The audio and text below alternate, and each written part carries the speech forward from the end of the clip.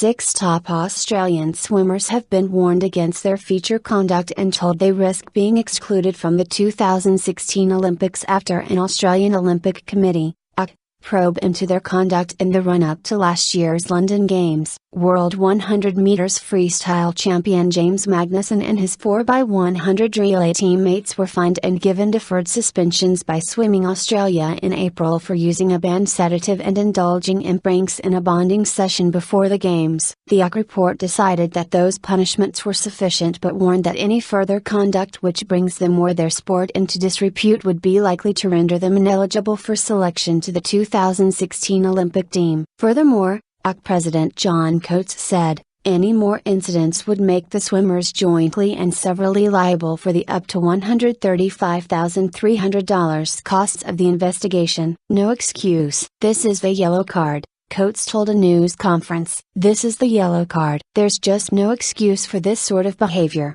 These are financially well-supported swimmers, some of them had a number of Olympic Games, so I'm disappointed with that. John Coates, there's just no excuse for this sort of behavior. These are financially well-supported swimmers, some of them had a number of Olympic Games, so I'm disappointed with that. Magnussen was hot favorite to win the 100 meters in London, but came away with the silver, while the hotly tipped relay team finished out of the medals as Australia slipped to their worst performance in the Olympic pool for 20 years. Matt Targett, Eamon Sullivan, James Roberts, Cameron McAvoy and Thomas Odorsagna and Magnussen admitted in February they had used the sedative Stilnox and been involved in childish pranks at their training camp in Manchester before the Games. Stilnox, a brand of the medication zolpidem, is not banned by the World Anti-Doping Agency but was prohibited by the ACT just before the London Games after former Olympic champion Grant Hackett said he had become addicted to it. The report said the conduct of the swimmers, which involved behavior towards some female swimmers in the team that was boorish, selfish,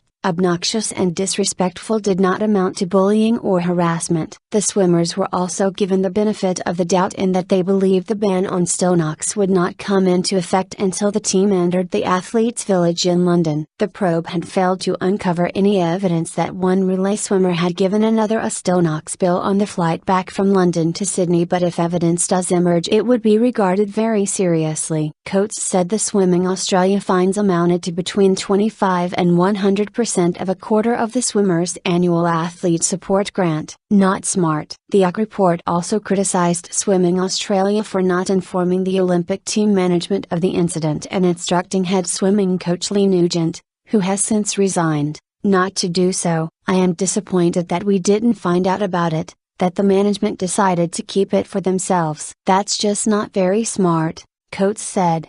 Lee Nugent won't ever be on one of our teams again. Coates announced that Australia would have its first woman chef de mission in Rio de Janeiro in 2016, with Kitty Chiller replacing London head Nick Green. Former Olympic champion rower Green, who has children, had decided he would not be able to dedicate sufficient time to the job, Coates said, leaving the way clear for Chiller's appointment. Chiller was an Olympian in modern pentathlon Sydney in 2000 and a deputy chef de mission in London, where Australia finished a disappointing 10th in the medals table. I think we've learned a lot of lessons in London, she said. An event like that is never good to happen, but we can turn it into a positive.